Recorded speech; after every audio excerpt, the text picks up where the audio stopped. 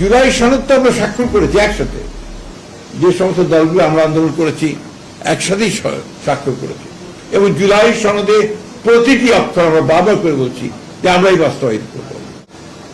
আল্লাহর কাছে অশেষ রহমত, আল্লাহর অশেষ রহমত যে আমরা আমাদের সন্তানদের জীবনের বিনিময়ে, রক্তের বিনিময়ে আমরা 24শে জুলাই থেকে শুরু করে 5ই আগস্টের মধ্যে একটা রক্তাক্ত ছাত্র গণ অভ্যুত্থানের মধ্যে দিয়ে সেই সুযোগটা আমরা পেয়েছি। গণভোটের কথা, সেই গণভোটের একটা অংশ তো আমাদের সঙ্গে কোনো আলোচনাই হয়নি, যে যে কথাটা বলা হয়েছে। অর্থাৎ আমরা বারবার করে যে কথা বলতে চাচ্ছি যে আমরা এই যে উচ্চকক্ষে অনুপাতিক হারে ভোট পরবর্তী অনুপাতিক হারে যে আপনার প্রতিনিধিত্ব হবে, সেই বিষয়টাতে আমরা কখনোই একমত হইনি।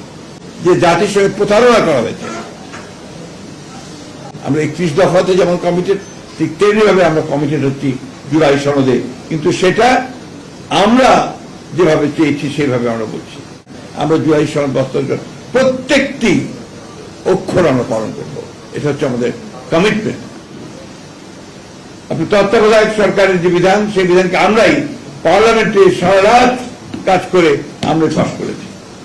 আজকে তাই যখন এই সমস্ত কথাগুলো বলা হয়, তখন জনগণকে বিভ্রান্ত করার জন্য বলা হয় বলে আমি মনে করি।